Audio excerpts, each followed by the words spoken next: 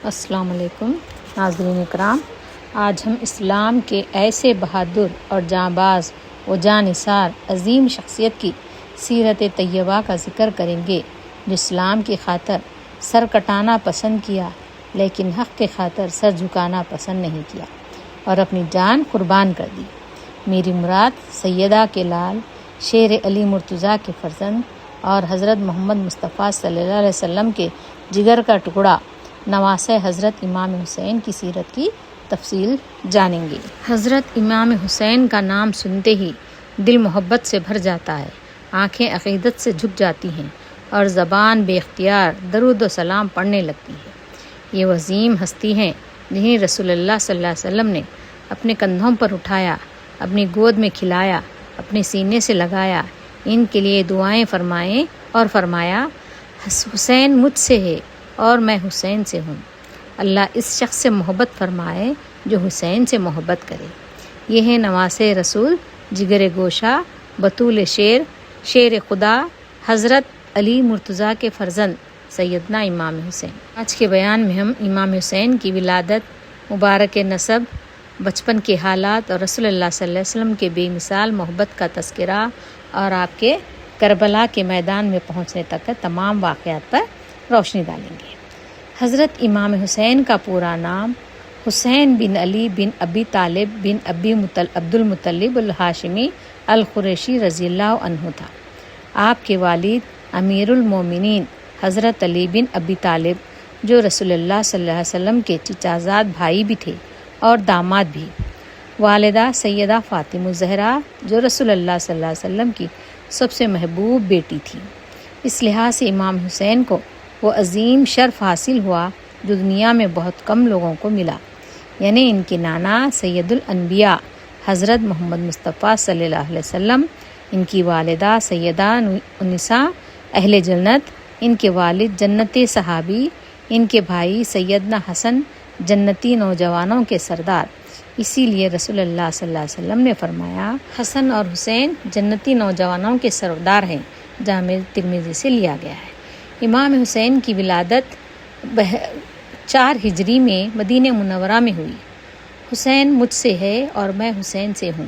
اللہ اس شخص سے محبت فرمائے جو حسین سے محبت کرے۔ جب یہ خوشخبری رسول اللہ صلی اللہ علیہ وسلم کو ملی تو آپ صلی اللہ علیہ وسلم نہایت خوش ہوئے۔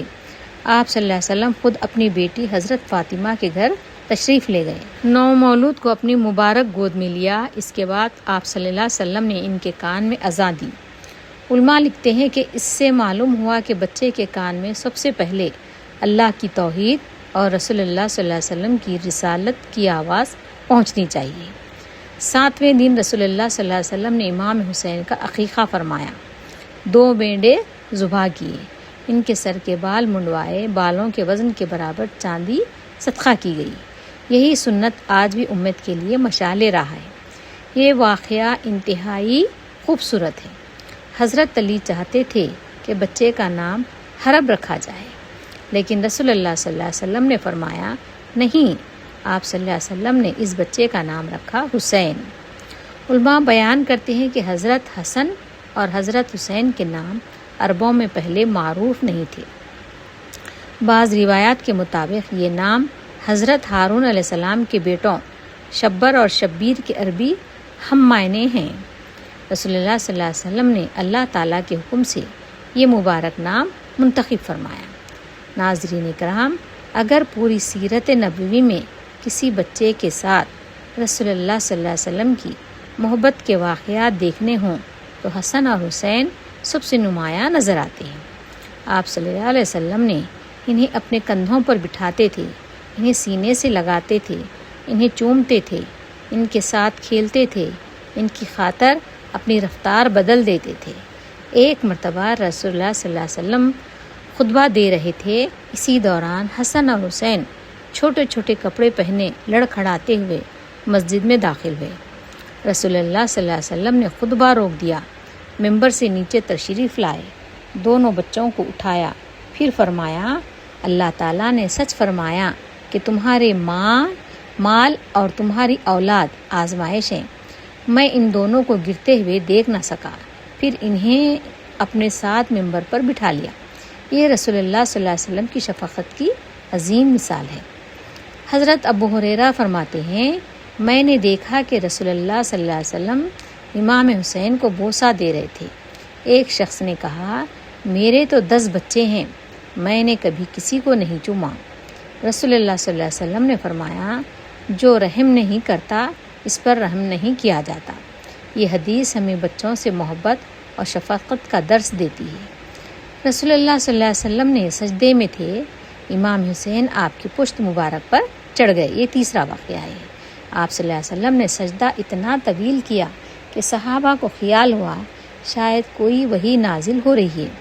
نماز کے بعد فرمایا، میرا بیٹا میری پشت پر سوار ہو گیا تھا، میں نے پسند نہیں کیا کہ اسے جلدی اتار دوں۔ دیکھیے، یہی رحمت للعالمین کی شان تھی۔ چوتھا واقعہ ہے، رسول اللہ صلی اللہ علیہ وسلم اکثر فرمایا کرتے تھے، اے اللہ، میں ان دونوں سے محبت کرتا ہوں، تو بھی ان سے محبت فرما، اور جو ان سے محبت کرے اس سے بھی محبت فرما۔ کیا مقام ہے! اللہ کے رسول صلی اللہ علیہ وسلم خود دعا کر رہے ہیں۔ حضرت عبداللہ بن عمر روایت کرتے ہیں کہ رسول اللہ صلی اللہ علیہ وسلم نے فرمایا، حسین مجھ سے ہے اور میں حسین سے ہوں، اللہ اس شخص سے محبت فرمائے جو حسین سے محبت کرے۔ علماء اس حدیث کی تشریح کرتے ہوئے فرماتے ہیں، حسین مجھ سے ہے یعنی نسب، خاندان اور محبت کے اعتبار سے، اور میں حسین سے ہوں یعنی امام حسین کی قربانی قیامت تک میرے دین کی سربلندی کا ذریعہ بنے گی۔ اہل سنت الجماعت کا عقیدہ ہے کہ اہل بیت سے محبت ایمان کا حصہ ہے۔ ہم حضرت علی سے محبت کرتے ہیں، حضرت فاطمہ سے محبت کرتے ہیں، حضرت حسن سے محبت کرتے ہیں، حضرت حسین سے محبت کرتے ہیں، لیکن اس محبت میں غلو نہیں کرتے، نہ ہی ایسی باتیں منسوب کرتے ہیں جن کی شریعت میں کوئی اصل نہ ہو۔ ہم محبت بھی سنت کے مطابق کرتے ہیں اور عقیدہ بھی قرآن و سنت کے مطابق رکھتے ہیں۔ امام حسین کا بچپن مدینہ منورہ کی پاکیزہ فضا میں گزرا۔ آپ نے رسول اللہ صلی اللہ علیہ وسلم کی صحبت سے بہترین تربیت حاصل کی۔ آپ نے اپنے والد حضرت علی کی شجاعت، علم اور تقویٰ کو قریب سے دیکھا۔ اپنی والدہ حضرت فاطمہ کی عبادت، حیا اور زہد سے سیکھا۔ اسی ماحول نے آپ کی شخصیت کو عظمت بخشی۔ حضرت امام حسین کی بچپن کی چند نمایاں صفات یہ ہیں، جیسے نہایت باادب، انتہائی سخی تھے آپ، عبادت گزار تھے، نرم دل تھے، صابر تھے، بہادر، حق گو اور والدین کا ادب کرنے والے۔ رسول اللہ صلی اللہ علیہ وسلم نے بے حد محبت کرنے والے ہیں۔ امام حسین کی ابتدائی زندگی ہمیں سکھاتی ہے کہ بچوں کی اسلامی تربیت گھر سے شروع ہوتی ہے۔ والدین کی دینداری اولاد کی شخصیت بناتی ہے۔ نیک ماحول بہترین سرمایہ ہے۔ بچوں سے محبت سنت ہے۔ اہل بیت سے محبت ایمان کی علامت ہے۔ محبت میں اعتدال اور سنت کی پیروی ضروری ہے۔ محترم ناظرین، آج ہم ان خوش نصیب لمحات کا تذکرہ کریں گے جب امام حسین براہ راست رسول اللہ صلی اللہ علیہ وسلم کی آغوش میں تربیت میں پروان چڑھے۔ دنیا میں کسی بچے کے لیے اس سے بڑی سعادت کیا ہو سکتی ہے کہ اس کا معلم، مربی اور رہنما خود خاتم النبی حضرت محمد مصطفیٰ صلی اللہ علیہ وسلم ہوں۔ امام حسین کی شخصیت کا ہر پہلو اسی تربیت نبوی کا عکس تھا۔ ان کی محبت، ان کی شفقت، ان کی عبادت، ان کی جرت، ان کا صبر اور ان کا اخلاق سب رسول اللہ صلی اللہ علیہ وسلم کی تعلیمات کا عملی نمونہ تھے۔ امام حسین کی عمر تقریباً 6 سال تھی جب رسول اللہ صلی اللہ علیہ وسلم اس دنیا سے پردہ فرما گئے۔ اگرچہ یہ مدت مختصر تھی، لیکن انہیں چند برسوں میں امام حسین نے وہ تربیت حاصل کی جو صدیوں کے لیے امت کے لیے نمونہ بن گئی۔ رسول اللہ صلی اللہ علیہ وسلم صرف ان سے محبت ہی نہیں فرماتے تھے بلکہ ان کی تربیت پر بھی خصوصی توجہ دیتے تھے۔ آپ صلی اللہ علیہ وسلم ان کے ساتھ کھیلتے، انہیں اپنے کندھوں پر بٹھاتے، اپنے ساتھ مسجد لے جاتے، نماز میں بھی ان کا خیال رکھتے اور صحابہ کرام کے سامنے ان کی فضیلت بیان کرتے تھے۔ رسول اللہ صلی اللہ علیہ وسلم نے کبھی حضرت حسن اور حضرت حسین کے درمیان فرق نہیں پایا، دونوں سے ایک سا محبت فرماتے تھے۔ حضرت اسامہ بن زید بیان کرتے ہیں کہ رسول اللہ صلی اللہ علیہ وسلم ایک طرف حضرت حسن کو اور دوسری طرف حضرت حسین کو اپنی گود میں بٹھاتے تھے۔ صلی اللہ علیہ وسلم نے اپنی امت کو اہل بیت سے محبت کی تلقین فرمائی۔ حضرت زید بن ارقم روایت کرتے ہیں کہ آپ صلی اللہ علیہ وسلم نے فرمایا، میں تمہارے درمیان دو عظیم چیزیں چھوڑے جا رہا ہوں، اللہ کی کتاب اور اپنے اہل بیت۔ اس حدیث سے معلوم ہوتا ہے کہ اہل بیت کا احترام، محبت اور ان کے حقوق کی رعایت مسلمانوں کی ذمہ داری ہے۔ لیکن اہل سنت الجماعت کا عقیدہ یہ ہے کہ اہل بیت سے محبت قرآن و سنت کی حدود کے اندر رہ کر کی جائے، نہ افراط ہو اور نہ تفریط۔ رسول اللہ صلی اللہ علیہ وسلم نے فرمایا، حسن اور حسین جنت کے نوجوانوں کے سردار ہیں۔ یہ فضیلت کسی عام انسان کو حاصل نہیں ہوئی۔ اس حدیث سے معلوم ہوتا ہے کہ اللہ تعالیٰ نے دنیا ہی میں ان کی عظمت کا اعلان فرما دیا تھا، لیکن اس عظمت کا سبب ان کا نسب ہی نہیں بلکہ ان کا تقویٰ، عبادت، کردار اور اللہ کی عبادت بھی ہے۔ حضرت یعلا بن مروہ روایت کرتے ہیں کہ رسول اللہ صلی اللہ علیہ وسلم نے فرمایا، حسین مجھ سے ہے اور میں حسین سے ہوں۔ اللہ اس شخص سے محبت فرمائے جو حسین سے محبت کرے۔ علماء کرام فرماتے ہیں کہ حسین مجھ سے ہیں کا مطلب نسبی تعلق بھی ہے اور دینی تعلق بھی، اور میں حسین سے ہوں کا مطلب یہ ہے کہ امام حسین کا کردار، ان کی قربانی اور ان کی استقامت قیامت تک دین کی سربلندی کا ذریعہ بنے گی۔ رسول اللہ صلی اللہ علیہ وسلم نماز پڑھ رہے تھے۔ ایک اور واقعہ ہے، امام حسین دوڑتے ہوئے آئے اور آپ کی پشت پر سوار ہو گئے۔ آپ صلی اللہ علیہ وسلم نے سجدہ لمبا کر دیا۔ نماز کے بعد صحابہ نے پوچھا، یا رسول اللہ آج سجدہ اتنا طویل کیوں ہوا؟ آپ صلی اللہ علیہ وسلم نے فرمایا، میرا بیٹا میری پشت پر سوار ہو گیا تھا، میں نے پسند نہ کیا کہ اسے جلدی اتار دوں۔ یہ واقعہ ہمیں سکھاتا ہے کہ اسلام میں عبادت اور بچوں سے شفقت ایک دوسرے کے مخالف نہیں بلکہ ایک دوسرے کی تکمیل ہیں۔ ایک مرتبہ رسول اللہ صلی اللہ علیہ وسلم خطبہ ارشاد فرما رہے تھے۔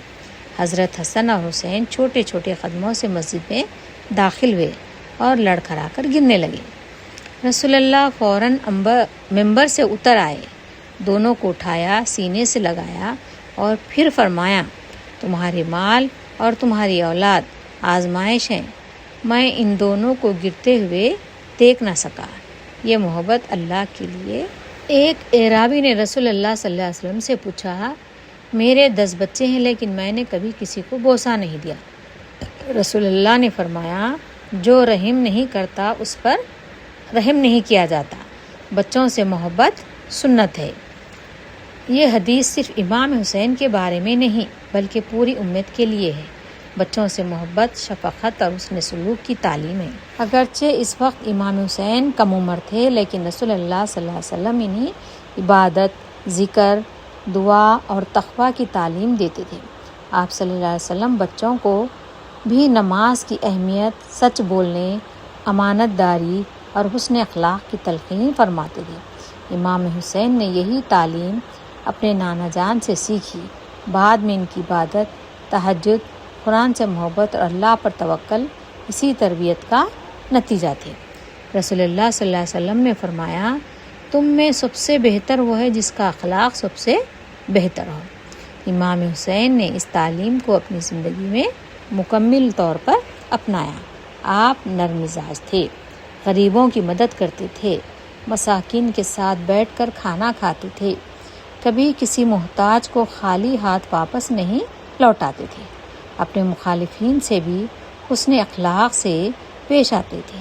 یہ تمام اوصاف تربیت نبوی کا نتیجہ تھے۔ رسول اللہ صلی اللہ علیہ وسلم بار بار اپنے نواسوں کے لیے دعا فرماتے تھے اور آپ پر فرماتے تھے کہ اے اللہ، میں ان سے محبت کرتا ہوں، تو بھی ان سے محبت کرنا۔ یہ دعا عام حسین کی زندگی کی سب سے بڑی دولت تھی۔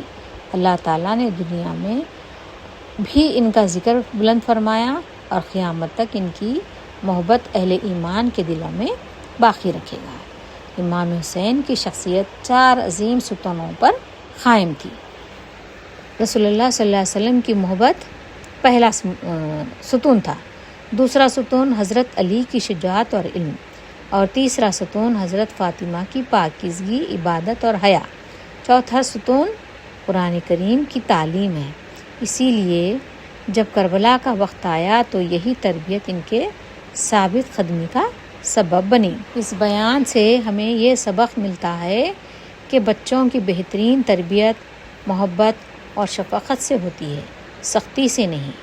اہل بیت سے محبت ایمان کا حصہ ہے، مگر محبت قرآن و سنت کی حدود میں ہونی چاہیے۔ والدین کو اپنی اولاد کے لیے دعا کرنی چاہیے۔ عبادت کے ساتھ حسن اخلاق بھی ضروری ہے۔ بچوں کو کم عمری ہی سے نماز، قرآن، سچائی اور امانت داری کی تعلیم دینی چاہیے۔ نبی کریم صلی اللہ علیہ وسلم کا اسوہ صرف عبادات میں نہیں بلکہ گھریلو زندگی، بچوں سے محبت اور تربیت میں بھی ہمارے لیے نمونہ ہے۔ معزز ناظرین، آج ہم امام حسین کی زندگی کے اس دور سے متعلق جاننے کی کوشش کریں گے جو خلافت راشدہ کے ابتدائی 3 ادوار پر مشتمل ہے، یعنی اس زمانے میں آپ زندگی جو گزاریں وہ حالات جانیں گے۔ یہ وہ زمانہ تھا جب اسلامی ریاست تیزی سے ترقی کر رہی تھی، قرآن مجید کی تعلیم عام ہو رہی تھی اور صحابہ کرام پوری دنیا میں اسلام کا پیغام پہنچا رہے تھے۔ امام حسین اسی پاکیزہ ماحول میں پروان چڑھے۔ 11 ہجری میں جب رسول اللہ صلی اللہ علیہ وسلم کا وصال ہوا تو امام حسین تقریباً 6 برس کے تھے۔ اگرچہ عمر کم تھی لیکن اتنی ضرور تھی کہ آپ صلی اللہ علیہ وسلم کی شفقت، محبت، دعائیں اور تربیت ہمیشہ کے لیے ان کے دل میں نقش ہو چکی تھی۔ رسول اللہ صلی اللہ علیہ وسلم کی جدائی اہل بیت کے لیے بہت بڑا صدمہ تھی، لیکن حضرت علی، حضرت فاطمہ، حضرت حسن اور حضرت حسین نے صبر اور رضا کا بہترین نمونہ پیش کیا۔ حضرت ابوبکر صدیق کی خلافت صرف 2 سال سے کچھ زیادہ رہی۔ اس وقت امام حسین ابھی کم عمر تھے، اس لیے عملی سیاست یا جنگی معاملات میں ان کی شرکت کا کوئی ثبوت نہیں ملتا، لیکن ایک نہایت اہم بات تاریخ سے ثابت ہے کہ حضرت ابوبکر اہل بیت سے بے حد محبت کرتے تھے۔ آپ فرماتے تھے، محمد صلی اللہ علیہ وسلم کی اہل بیت کا خیال رکھنا مجھے اپنے رشتہ داروں کے خیال رکھنے سے بھی زیادہ محبوب ہے۔ یہ الفاظ اس حقیقت کو واضح کرتے ہیں کہ صحابہ کرام اور اہل بیت کے درمیان محبت، احترام اور اخوت کا رشتہ تھا۔ حضرت ابوبکر صدیق اکثر حضرت حسن اور حضرت حسین سے شفقت فرماتے۔ وہ جانتے تھے کہ یہ رسول اللہ کے محبوب نواسے ہیں۔ انہوں نے ہمیشہ اہل بیت کے حقوق کی حفاظت کی اور امت کو بھی یہی تعلیم دی۔ یہی اہل سنت الجماعت کا عقیدہ ہے کہ تمام صحابہ کرام اور اہل بیت سے محبت کی جائے۔ 13 ہجری میں حضرت عمر فاروق خلیفہ منتخب ہوئے۔ یہ اسلام کی عظیم فتوحات کا زمانہ تھا۔ عراق، شام، مصر اور فارس کے وسیع علاقے اسلامی ریاست میں شامل ہوئے۔ اسی دور میں امام حسین کی عمر بڑھ رہی تھی اور آپ نوجوانی کی طرف بڑھ رہے تھے۔ حضرت عمر نے ان کی تعلیم و تربیت پر خصوصی توجہ دی۔ تاریخ میں آتا ہے کہ حضرت عمر حضرت حسن اور حسین کا غیر معمولی احترام کرتے تھے۔ جب بیت المال سے وظائف مقرر کیے گئے تو آپ نے اہل بدر کے بعد اہل بیت کو بلند مقام دیا۔ امام حسن اور امام حسین کو ان کے نسب اور رسول اللہ سے قربت کی وجہ سے خاص عزت دی گئی۔ ایک سبق آموز واقعہ ہے۔ ایک مرتبہ حضرت عمر نے ایک خوبصورت لباس امام حسین کو پہنایا۔ لوگوں نے عرض کیا، امیر المومنین، آپ نے یہ خاص لباس انہیں کیوں دیا؟ حضرت عمر نے فرمایا، یہ رسول اللہ صلی اللہ علیہ وسلم کے نواسے ہیں۔ یہ صرف ایک لباس نہیں تھا بلکہ اہل بیت کے احترام کا عملی اظہار تھا۔ حضرت عمر کی مجلس میں قرآن، حدیث، عدل، تقوی اور جہاد کی گفتگو ہوتی تھی۔ امام حسین ایسی مجالس میں شریک ہوتے اور بڑے صحابہ سے علم حاصل کرتے۔ اسی دور میں قرآن کریم کی گہری تعلیم حاصل کی، احادیث یاد کیے، فقہ اور دینی مسائل سیکھے۔ عربی زبان و ادب میں مہارت حاصل کی۔ سوچئے ان کے استاد کون تھے؟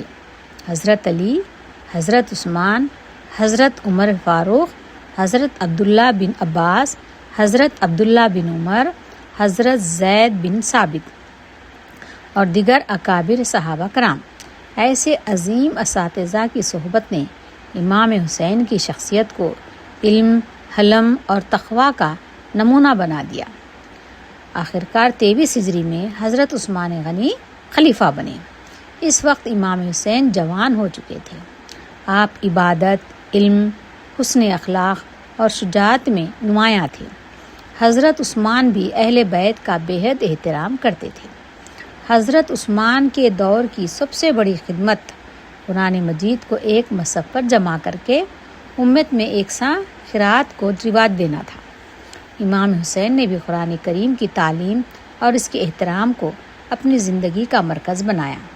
بعد میں کربلا میں بھی ان کی زبان پر قرآن کی آیات جاری رہیں، جو اس تربیت کا ثمر تھا۔ حضرت عثمان کے آخری دور میں بعض باغیوں نے مدینے کا محاصرہ کر لیا۔ امام حسن اور حسین نے اپنے والد حضرت علی کے حکم پر حضرت عثمان کے گھر کی حفاظت میں حصہ لیا۔ تاریخ میں ذکر ہے کہ وہ حضرت عثمان کے دفاع کے لیے موجود تھے، لیکن حضرت عثمان خون ریزی نہیں چاہتے تھے، اس لیے انہوں نے کسی بڑے تصادم کی اجازت نہیں دی۔ بالآخر باغیوں نے ظلم کرتے ہوئے حضرت عثمان کو شہید کر دیا۔ یہ واقعہ امت مسلمہ کے لیے ایک عظیم سانحہ تھا۔ حضرت عثمان کی شہادت نے امام حسین کو گہرے دکھ میں مبتلا کیا۔ انہوں نے دیکھا کہ جب امت اتحاد چھوڑ دیتی ہے تو فتنے جنم لیتے ہیں۔ یہی تجربہ آگے چل کر ان کی زندگی کے فیصلوں میں بھی نظر آتا ہے۔ اس دور تک امام حسین کی شخصیت میں چند نمایاں اوصاف ظاہر ہو چکے تھے: قرآن سے گہرا تعلق، عبادت گزاری، علم کی طلب، بڑوں کا احترام، غریبوں سے محبت، سچائی، حلم اور بردباری، شجاعت اور تقویٰ۔ یہ تمام صفات انہیں رسول اللہ صلی اللہ علیہ وسلم، حضرت علی، حضرت فاطمہ اور خلفائے راشدین کی تربیت سے حاصل ہوئی۔ حضرت عثمان کی مظلومانہ شہادت کے بعد امت میں شدید فتنہ پیدا ہوا۔ انہیں حالات میں حضرت علی بن ابی طالب خلیفہ وقت منتخب ہوئے۔ امام حسین اپنے والد کے ساتھ ہر مشکل مرحلے میں ثابت قدم رہے، لیکن اس پورے دور کو بیان کرتے وقت ہمیں صحابہ کرام کے بارے میں ادب، احتیاط اور حسن ظن کو ہمیشہ ملحوظ رکھنا چاہیے۔ اہل سنت الجماعت کا عقیدہ ہے کہ ان فتنوں میں شریک تمام جلیل القدر صحابہ مجتہد تھے، اور ہم سب کے لیے ان خیر اور مغفرت کی دعا کرتے ہیں۔ محترم ناظرین، 35 ہجری میں حضرت عثمان کی شہادت کے بعد مدینہ منورہ کے اکابر صحابہ نے حضرت علی کے ہاتھ پر بیعت کی۔ حضرت علی کی اولین خواہش یہ تھی کہ امت میں امن قائم ہو، مسلمانوں کا اتحاد برقرار رہے اور حضرت عثمان کے قاتلوں کو منظم طریقے سے انصاف کے کٹہرے میں لایا جائے۔ امام حسن اور امام حسین نے ابتدا ہی سے اپنے والد کا ساتھ دیا۔ وہ ان کے مشیر بھی تھے، مددگار بھی، اور ہر اہم موقع پر ان کے ساتھ موجود رہے۔ امام حسین صرف حضرت علی کے فرزند نہیں تھے، بلکہ ان کے شاگرد بھی تھے۔ انہوں نے اپنے والد سے قرآن کی سمجھ سیکھی، عدل و انصاف سیکھا، شجاعت سیکھی، صبر اور حلم سیکھا، حق پر ثابت قدم رہنا سیکھا۔ حضرت علی فرمایا کرتے تھے کہ انسان کی اصل عزت تقویٰ میں ہے، اور یہی تعلیم امام حسین کو پوری زندگی میں نمایاں نظر آتی ہے۔ حضرت عثمان کی شہادت کے بعد امت میں اضطراب پیدا ہوا۔ حضرت عائشہ، حضرت طلحہ اور حضرت زبیر کی رائے تھی کہ حضرت عثمان کے قاتلوں کے خلاف فوری کارروائی ہونی چاہیے، جبکہ حضرت علی کی رائے تھی کہ پہلے امن بحال کیا جائے، پھر منظم انداز میں قاتلوں کو سزا دی جائے۔ یہ اختلاف اجتہادی تھا، ذاتی دشمنی نہیں تھی۔ بدقسمتی سے منافق عناصر اور فتنہ پرداز لوگوں نے حالات کو خراب کر دیا، جس کے نتیجے میں جنگ جمل پیش آئی۔ امام حسین اس موقع پر اپنے والد حضرت علی کے ساتھ تھے۔ ان کی کوشش تھی کہ خون ریزی نہ ہو۔ روایات سے معلوم ہوتا ہے کہ حضرت علی بھی جنگ سے پہلے مصالحت چاہتے تھے، اور دوسری طرف موجود صحابہ بھی مسلمانوں کے درمیان لڑائی نہیں چاہتے تھے، لیکن رات کی تاریکی میں فتنہ پسند عناصر نے حملہ کر دیا، جس سے جنگ چھڑ گئی۔ یہ سبق ہے کہ بعض اوقات چند شر پسند پورے معاشرے کو تباہی کی طرف دھکیل دیتے ہیں۔ جنگ ختم ہونے کے بعد حضرت علی نے کوئی انتقامی کارروائی نہیں کی۔ انہوں نے زخمیوں کا علاج کرایا، فرار ہونے والوں کا تعاقب کرنے سے منع فرمایا، کسی کے مال کو غنیمت قرار نہیں دیا، حضرت عائشہ کا مکمل احترام کیا اور انہیں عزت و حفاظت کے ساتھ مدینہ واپس بھیجا۔ امام حسین نے اپنے والد کے اس عدل، حلم اور اخلاق کو قریب سے دیکھا۔ اس کے بعد حضرت معاویہ اور حضرت علی کے درمیان خصاص عثمان کے معاملے میں اختلاف پیدا ہوا۔ یہ بھی ایک اجتہادی اختلاف تھا۔ حضرت علی امت کی وحدت چاہتے تھے، جبکہ حضرت معاویہ حضرت عثمان کے قاتلوں کے خلاف فوری کارروائی پر زور دیتے تھے۔ دونوں طرف صحابہ کرام موجود تھے، اس لیے اہل سنت کسی فریق کی تنقیص نہیں کرتے۔ امام حسین اپنے والد کے لشکر میں موجود تھے۔ انہوں نے ثابت قدمی، نظم و ضبط اور اطاعت کی بہترین مثال پیش کی۔ وہ ایک بہادر نوجوان تھے، لیکن ان کی اصل طاقت صرف تلوار نہیں بلکہ تقوی، حلم اور حق پر قائم رہنا تھا۔ وہ ہر معاملے میں اپنے والد کی ہدایت کے پابند تھے۔ جنگ کے دوران حضرت علی اپنے ساتھیوں کو بار بار فرماتے، کسی زخمی پر حملہ نہ کرو، بھاگنے والے کا پیچھا نہ کرو، عورتوں کو تکلیف نہ دو، کسی کے مال کو ہاتھ نہ لگاؤ، ظلم سے بچو۔ امام حسین نے یہ تمام تعلیمات اپنے والد سے سیکھی اور بعد میں کربلا میں بھی انہی اصولوں پر قائم رہے۔ جنگ صفین کے دوران ثالثی یعنی حکمت کا معاملہ پیش آیا۔ اس فیصلے پر بعض لوگوں نے حضرت علی کی مخالفت شروع کر دی۔ یہی لوگ بعد میں خوارج کہلائے۔ امام حسین نے اپنے والد کا ساتھ دیا اور امت کو انتشار سے بچانے کی کوشش کی۔ خوارج نے مسلمانوں کے خلاف بغاوت شروع کر دی۔ وہ بے گناہ مسلمانوں کو قتل کرنے لگے اور اسلامی ریاست کے لیے خطرہ بن گئے۔ حضرت علی نے پہلے انہیں سمجھایا، نصیحت کی، واپس آنے کی دعوت دی، لیکن جب انہوں نے فساد جاری رکھا تو ان کے خلاف کارروائی کی گئی۔ یہی جنگ نہروان ہے۔ امام حسین اس موقع پر بھی اپنے والد کے ساتھ تھے۔ انہوں نے دیکھا کہ اسلام میں طاقت کا استعمال صرف اس وقت کیا جاتا ہے جب ظلم، بغاوت اور فساد کو روکنا ضروری ہو جائے۔ یہ جنگ اقتدار کے لیے نہیں بلکہ امن اور عدل کے قیام کے لیے تھی۔ امام حسین نے حضرت علی سے جو سب سے بڑے اسباق سیکھے وہ یہ تھے۔ کیا تھے؟ دیکھیے، حق کے لیے کھڑے ہونا، ظلم نہ کرنا، دشمن کے ساتھ بھی انصاف کرنا، اقتدار کو مقصد سے نہ بنانا، امت کے اتحاد کی فکر کرنا، اللہ پر کامل بھروسہ رکھنا۔ یہی تعلیمات آگے چل کر کربلا میں امام حسین کے کردار کی بنیاد بنے۔ اس دور تک امام حسین ایک ایسے نوجوان بن چکے تھے جو حافظ قرآن تھے، عبادت گزار تھے، سخی تھے، نہایت بااخلاق تھے، بہادر تھے، اپنے والد کے وفادار معاون تھے، امت کے اتحاد کے خواہاں تھے۔ 40 ہجری میں حضرت علی مسجد کوفہ میں نماز فجر کے لیے تشریف لے گئے۔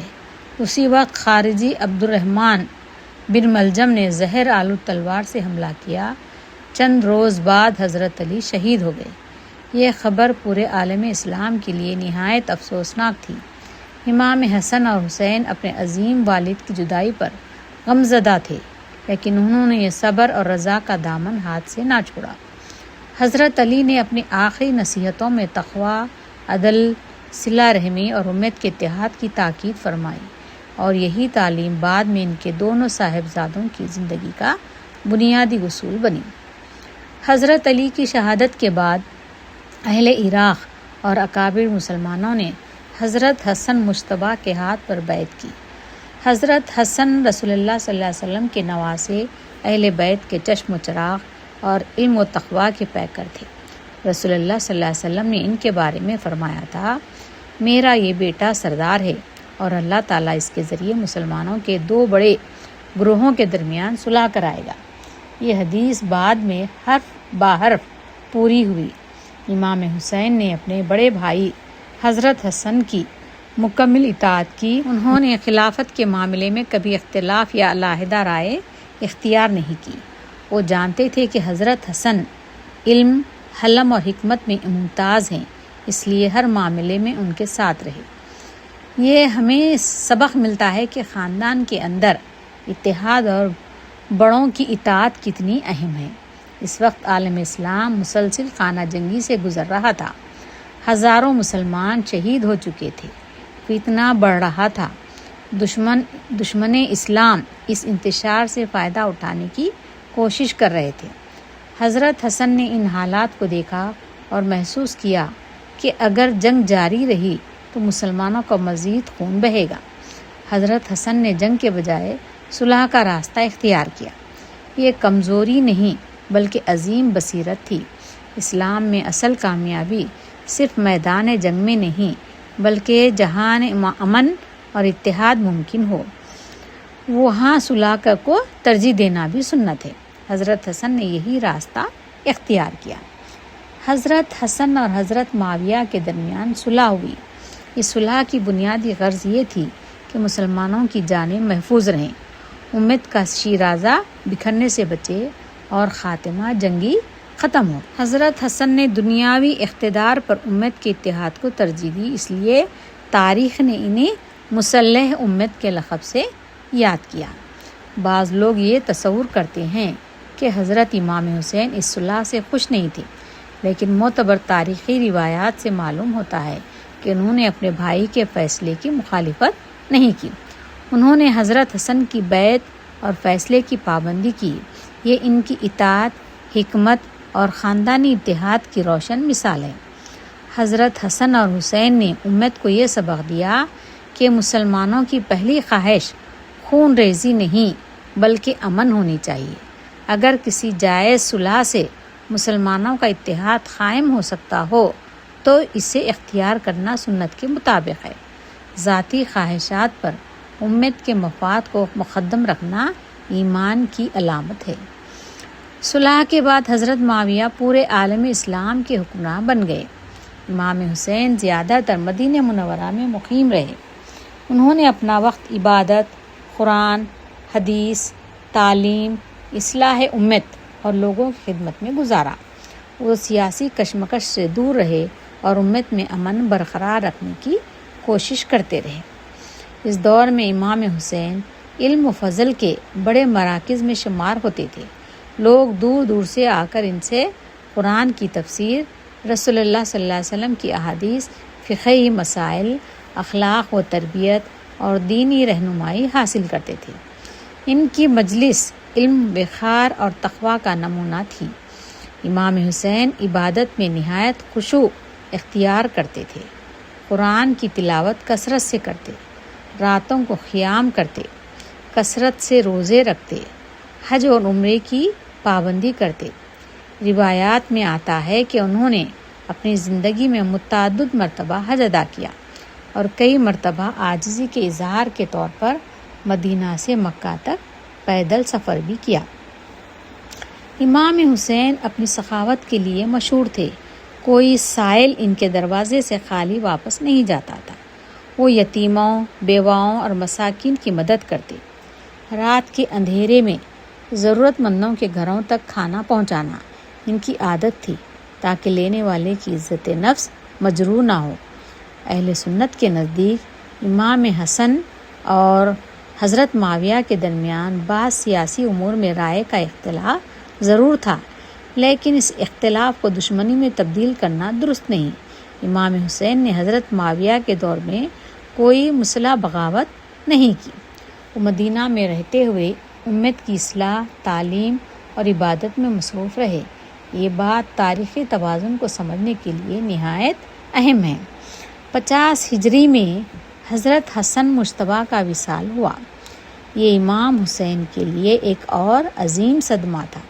انہوں نے اپنے بھائی کی جدائی پر صبر کیا اور ان کے دشمن کو جاری رکھا۔ اب اہل بیت کی قیادت کی ذمہ داری امام حسین کے کندھوں پر آ گئی۔ اس پورے دور میں ہمیں یہ بات کا احساس دلاتا ہے کہ امت کا اتحاد ذاتی مفاد سے زیادہ اہم ہے۔ صلح کمزوری نہیں بلکہ حکمت ہو سکتی ہے۔ بڑے بھائی یا جائز قائد کی اطاعت خاندان اور معاشرے میں استحکام پیدا کرتی ہے۔ اختلاف رائے کو دشمنی میں تبدیل نہیں کرنا چاہیے۔ عبادت، علم اور خدمت خلق ایک مسلمان کی اصل پہچان ہے۔ اہل بیت کی زندگی ہمیں صبر، حلم اور حکمت کا درس دیتی ہے۔ عزیز ناظرین، حضرت حسن مجتبیٰ کی صلح اسلامی تاریخ کا ایک عظیم کارنامہ تھی اور حضرت امام حسین نے اپنے بھائی کے ساتھ مکمل وفاداری، صبر اور حکمت کا مظاہرہ کیا۔ یہی وہ دور تھا جس میں امام حسین نے عبادت، علم، اصلاح امت اور خدمت خلق کے ذریعے اپنی شخصیت کو مزید نکھارا۔ انہوں نے ہمیں سکھایا کہ ہر اختلاف کا حل تلوار نہیں ہوتا، بلکہ بعض اوقات حکمت، صبر اور صلح امت کو تباہی سے بچا لیتا ہے۔ لیکن وقت کا پہیہ آگے بڑھا اور حضرت معاویہ کی وفات کے بعد اسلامی تاریخ ایک نئے موڑ پر آ گئی۔ یہی وہ مرحلہ تھا جس نے کربلا کے عظیم واقعے کی بنیاد رکھی۔ عزیز ناظرین، 60 ہجری میں حضرت معاویہ کا انتقال ہوا۔ انہوں نے اپنے بیٹے یزید کو اپنے جانشین نامزد کیا تھا اور مختلف علاقوں میں اس کے لیے بیعت لی جا چکی تھی۔ حضرت معاویہ کی وفات کے بعد یزید کے اقتدار کا آغاز ہوا۔ مدینہ منورہ کے گورنر کو حکم دیا گیا کہ بعض نمایاں شخصیات سے یزید کی بیعت لی جائے، جن میں حضرت امام حسن، حضرت عبداللہ بن زبیر وغیرہ شامل تھے۔ حضرت امام حسین نے فوراً بیعت نہیں کی۔ معتبر اہل سنت کے علماء کے نزدیک امام حسین کا یہ موقف اجتہادی تھا۔ آپ سمجھتے تھے کہ اس اہم معاملے میں کھلے مشورے اور امت کی رائے کو اہمیت دی جانی چاہیے، اس لیے آپ نے خاموشی اور احتیاط کا راستہ اختیار کیا۔ امام حسین جانتے تھے کہ مدینہ رسول اللہ صلی اللہ علیہ وسلم کا شہر ہے اور یہاں کسی بھی قسم کی کشیدگی مناسب نہیں، اس لیے آپ نے تصادم سے بچنے کے لیے مدینہ چھوڑنے کا فیصلہ کیا۔ یہ فیصلہ اس بات کی دلیل ہے کہ آپ کی پہلی ترجیح خون ریزی نہیں بلکہ امت کے امن کا تحفظ تھا۔ مدینہ سے روانہ ہونے سے پہلے امام حسین نے مسجد نبوی میں حاضر ہو کر رسول اللہ صلی اللہ علیہ وسلم کی خدمت میں سلام عرض کیا۔ آپ نے اپنے نانا کے روضے مبارک کے پاس دعا کی، اللہ تعالیٰ سے خیر طلب کی اور پھر اپنے اہل خانہ کے ساتھ مکہ مکرمہ میں کی طرف روانہ ہوئے۔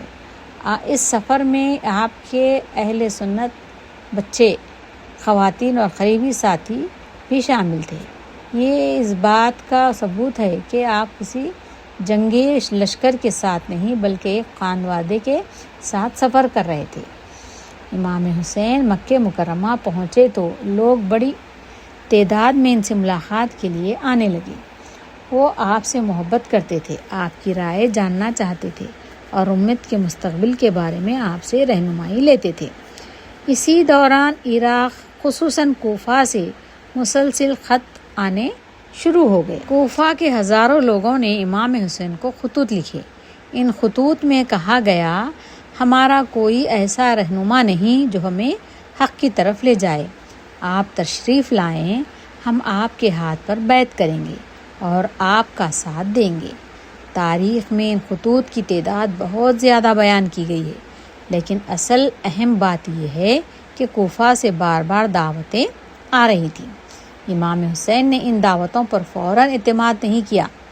آپ نے فرمایا کہ پہلے حالات کی حقیقت معلوم کرنا ضروری ہے۔ یہ ایک عظیم قائد کی بصیرت تھی۔ انہوں نے جذبات میں آ کر فیصلہ نہیں کیا بلکہ تحقیق کو مقدم رکھا۔ امام حسین نے اپنے چچا زاد بھائی حضرت مسلم بن عقیل کو کوفہ بھیجنے کا فیصلہ کیا۔ حضرت مسلم دیانت، شجاعت، تقوی اور بصیرت کے لیے مشہور تھے۔ امام حسین نے انہیں ایک خط دے کر فرمایا، آپ کوفہ جائیں، وہاں کے حالات کا جائزہ لیں، اگر لوگ اپنے وعدے پر قائم ہوں تو مجھے اطلاع دیں، پھر میں آؤں گا اور فیصلہ کروں گا۔ یہ واقعہ ثابت کرتا ہے کہ امام حسین ہر قدم سوچ سمجھ کر اٹھاتے تھے۔ حضرت مسلم بن عقیل کوفہ پہنچے۔ ابتدا میں بڑی تعداد میں لوگوں نے ان کے ہاتھ پر امام حسین کی نمائندگی میں بیعت کی۔ بعض تاریخی روایات میں ہزاروں افراد کی بیعت کا ذکر ملتا ہے۔ حضرت مسلم نے حالات کو سازگار دیکھ کر امام حسین کو پیغام بھیجا کہ فی الحال حالات موافق دکھائی دیتے ہیں۔ اسی دوران کوفہ کا گورنر تبدیل ہوا اور نئے گورنر نے سخت اقدامات شروع کیے۔ دباؤ، دھمکیاں اور خوف کے ماحول کی وجہ سے بہت سے لوگ حضرت مسلم کا ساتھ چھوڑتے گئے۔ یہ انسانی کمزوری کی ایک تلخ مثال تھی کہ جنہوں نے خطوط لکھے تھے ان میں سے اکثر آزمائش کے وقت ثابت قدم نہ رہ سکے۔ اس طرح سے ایک لحاظ سے دیکھا گیا تو دھوکہ دیا۔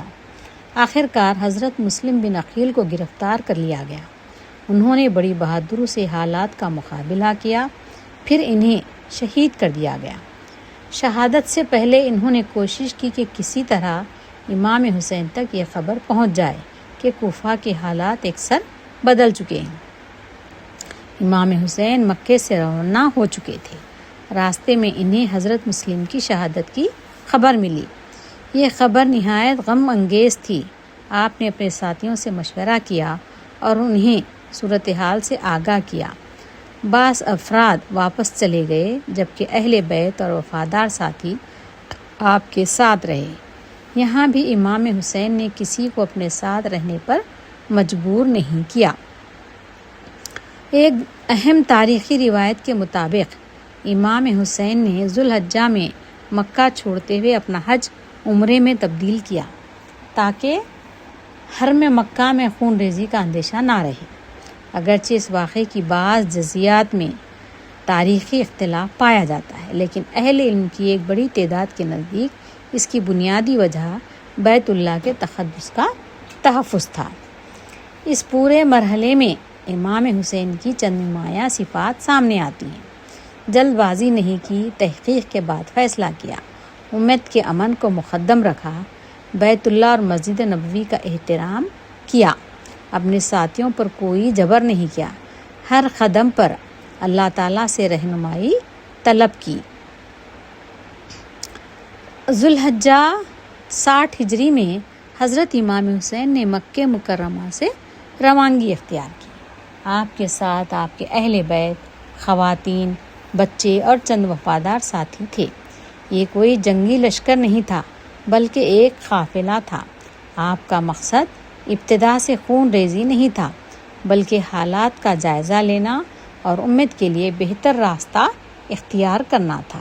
سفر کے دوران مختلف قبائل اور افراد امام حسین سے ملتے رہے۔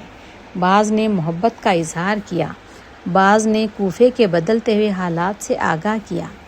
کئی اہل بیت نے عرض کیا، کوفہ کے لوگوں پر مکمل اعتماد نہ کیجیے کیونکہ ان کے حالات بدل چکے ہیں۔ امام حسین سب کی باتیں سنتے، غور کرتے اور اللہ تعالیٰ سے خیر طلب کرتے۔ روایت سے معلوم ہوتا ہے کہ بعض جلیل القدر صحابہ نے امام حسین کو احتیاط کی تلقین کی تھی۔ انہوں نے کوفہ والوں کی سابقہ بے وفائیوں کی طرف توجہ دلائی۔ امام حسین نے ان کی بات پوری توجہ سے سنی، ان کی خیرخواہی کو سراہا، لیکن اپنے اجتہاد اور حالات کے مطابق سفر جاری رکھنے کا فیصلہ کیا۔ یہ اختلاف خیرخواہی پر مبنی تھا نہ کہ دشمنی پر۔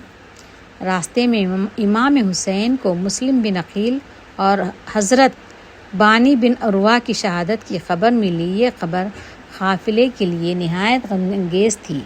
امام حسین نے فرمایا، انا للہ و انا الیہ راجعون۔ آپ نے اپنے ساتھیوں سے مشورہ کیا، بعض لوگ واپس چلے گئے، لیکن اہل بیت وفادار رفقا نے کہا، ہم آپ کو تنہا نہیں چھوڑیں گے۔ امام حسین نے کسی کو اپنے ساتھ رہنے پر مجبور نہیں کیا۔ سفر کے دوران اپنے ساتھیوں کو بار بار اللہ کی یاد، نماز کی پابندی، صبر اور تقویٰ کی تلقین کرتے۔ آپ کا اعتماد کسی دنیاوی طاقت پر نہیں بلکہ اللہ تعالیٰ پر تھا۔ یہی توکل ایک مومن کی اصل طاقت ہے۔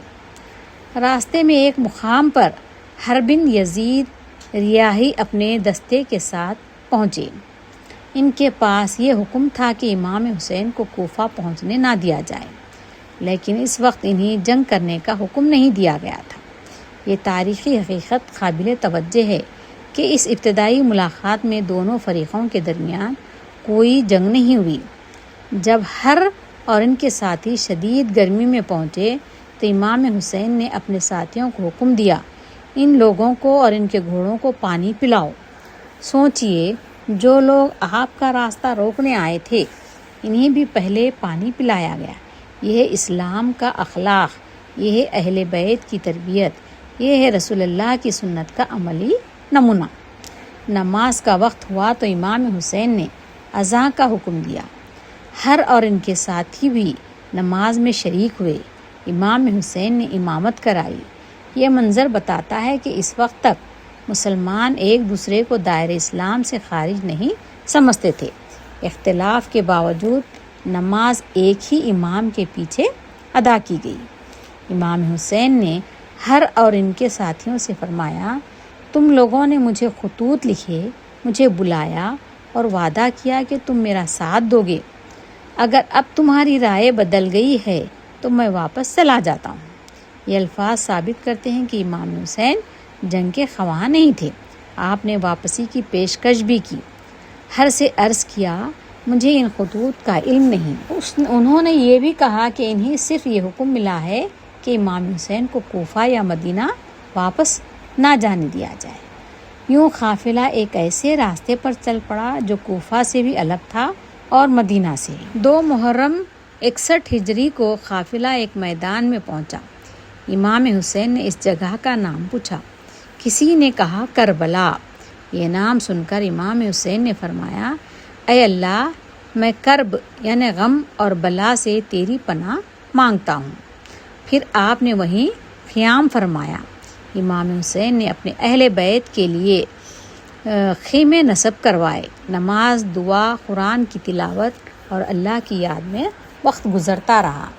آپ نے اس موقع پر بھی اپنے ساتھیوں کے حوصلے بلند رکھے، کسی کے دل میں خوف پیدا نہ ہونے پائے۔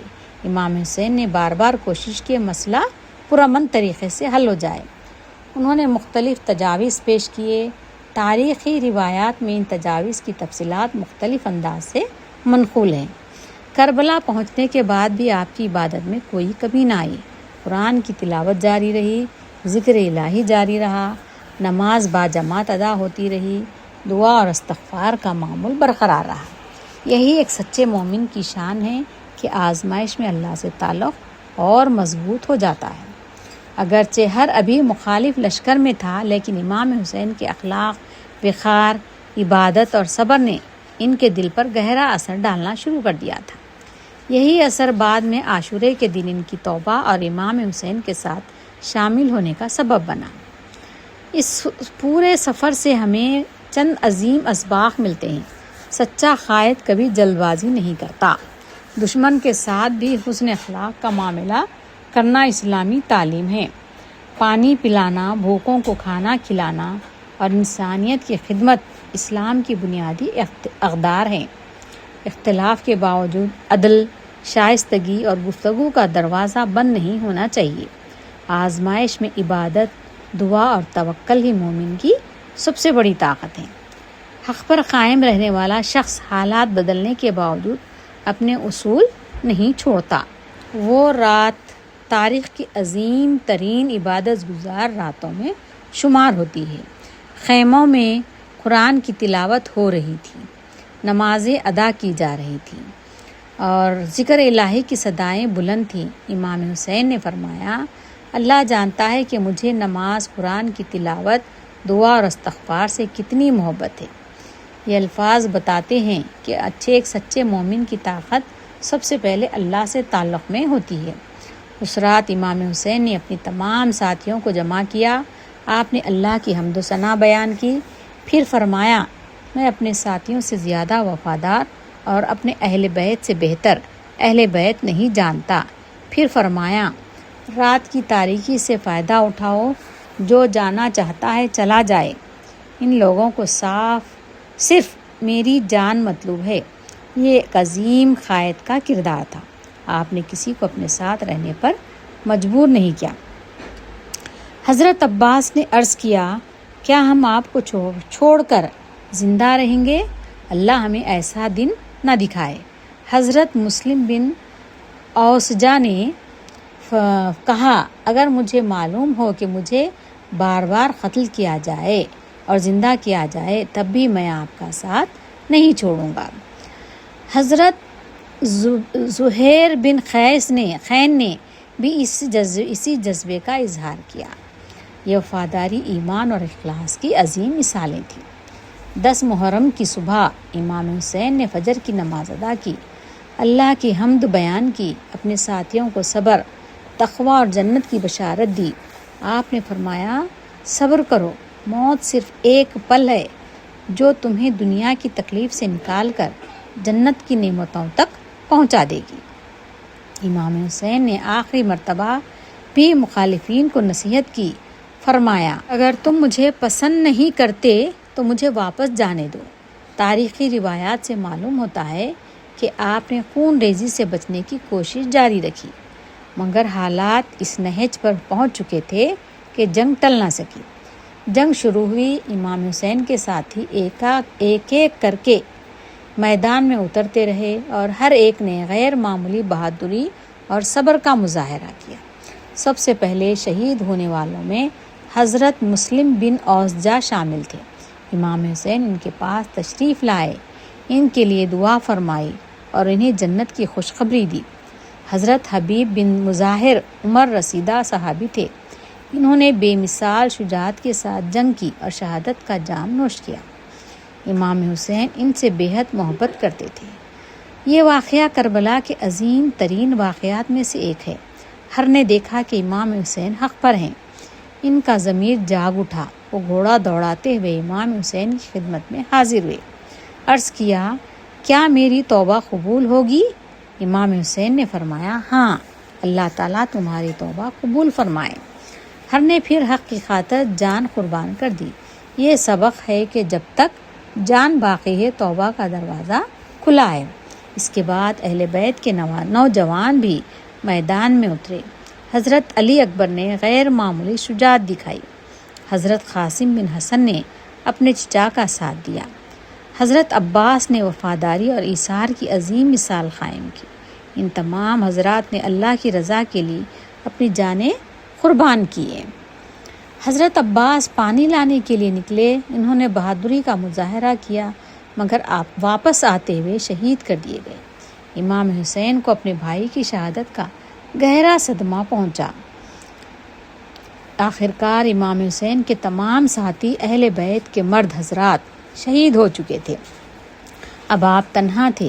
اس وقت بھی آپ کی زبان پر اللہ کا ذکر تھا، نماز، دعا اور صبر آپ کا سہارا تھے۔ امام حسین نے فرمایا اگر تمہیں دین سے کوئی تعلق نہیں تو کم از کم دنیا میں آزاد انسان بن جاؤ۔ یہ جملہ ظلم کے مقابلے میں انسانی شرافت کی دعوت ہے۔ امام حسین نے بے مثال صبر، شجاعت اور اللہ پر توکل کے ساتھ آخری لمحات گزارے، پھر آپ میدان کربلا میں شہید کر دیے گئے۔ انا للہ و انا الیہ راجعون۔ آپ کی شہادت 10 محرم 61 ہجری کو ہوئی۔ یہ اسلامی تاریخ کا نہایت دردناک واقعہ ہے۔ امام حسین کی شہادت کے بعد اہل بیت کی خواتین اور بچوں کو قیدی بنایا گیا۔ یہ امت کے لیے ایک عظیم آزمائش تھی۔ 10 محرم 61 ہجری کو امام حسین اور ان کے رفقا کی شہادت کے بعد میدان کربلا پر گہری خاموشی چھا گئی۔ خیموں میں صرف خواتین، بچے اور چند بیمار افراد باقی تھے۔ ان میں حضرت علی بن حسین المعروف امام زین العابدین شدید دلیل تھے، اسی وجہ سے وہ جنگ میں شریک نہ ہو سکے۔ یہ اللہ تعالیٰ کی حکمت تھی کہ اہل بیت کی نسل ان کے ذریعے آگے چلی۔ حضرت زینب بنت علی نے ان کٹھن حالات میں غیر معمولی صبر، حکمت اور استقامت کا مظاہرہ کیا۔ انہوں نے بچوں کو سنبھالا، اہل بیت کی خواتین کو تسلی دی اور ہر حال میں اللہ تعالیٰ کی رضا پر راضی رہیں۔ ان کی شخصیت ہمیں یہ سبق دیتی ہے کہ ایمان والا انسان مصیبت میں بھی اللہ پر اعتماد نہیں کھوتا۔ واقعہ کربلا کے بعد اہل بیت کی خواتین اور بچوں کو قیدیوں کی حیثیت سے کوفہ لے جایا گیا۔ یہ اسلامی تاریخ کا نہایت دردناک مرحلہ تھا۔ جب قافلہ کوفہ پہنچا تو بہت سے لوگ اپنے کیے پر نادم تھے۔ جن لوگوں نے خطوط لکھ کر امام حسین کو بلایا تھا، انہی میں سے بہت سے لوگ خاموش کھڑے تھے۔ کوفہ کی فضا غم اور ندامت سے بھری ہوئی تھی۔ تاریخ ہمیں سکھاتی ہے کہ وعدہ خلافی اور بزدلی کے نتائج پوری امت کو بھگتنا پڑتے ہیں۔ مستند روایت سے معلوم ہوتا ہے کہ حضرت زینب نے کوفے کے لوگوں کو نصیحت کی۔ انہوں نے ان کی بے وفائی یاد دلائی اور اللہ کے سامنے جواب دہی کا احساس دلایا۔ یہ خطبہ جذبات کے بجائے حق گوئی، صبر اور اللہ پر توکل کا پیغام تھا۔ حضرت علی بن حسین جو بعد میں امام زین العابدین کے نام سے مشہور ہوئے، بیماری کے باوجود ثابت قدم رہے۔ انہوں نے اہل بیت کی حفاظت کی، صبر کا دامن ہاتھ سے نہ چھوڑا اور بعد کے زمانے میں علم، عبادت اور اخلاق کے ذریعے اہل بیت کی عظیم میراث کو زندہ رکھا۔ کوفہ سے قافلہ شام روانہ کیا گیا۔ یہ سفر اہل بیت کے لیے انتہائی تکلیف دہ تھا۔ راستے بھر انہوں نے صبر، ذکر الہی اور اللہ تعالیٰ پر بھروسہ قائم رکھا۔ مصیبتوں کے باوجود ان کی زبان سے شکوہ نہیں نکلا، بلکہ دعا اور صبر ہی ظاہر ہوا۔ جب اہل بیت شام پہنچے تو مختلف تاریخی کتابوں میں اس ملاقات کی تفصیلات مختلف زبانوں میں بیان ہوئی ہے۔ جب شہادت کی خبر مدینہ پہنچی تو پورا شہر غمزدہ ہو گیا۔ اہل بیت، صحابہ کرام اور تابعین نے اس عظیم سانے پر افسوس کا اظہار کیا۔ حضرت عبداللہ بن عمر، حضرت عبداللہ بن عباس اور دیگر اکابر مسلمانوں کو اس واقعے پر شدید دکھ پہنچا۔ امام حسین کی شہادت پوری امت کا مشترکہ غم تھی۔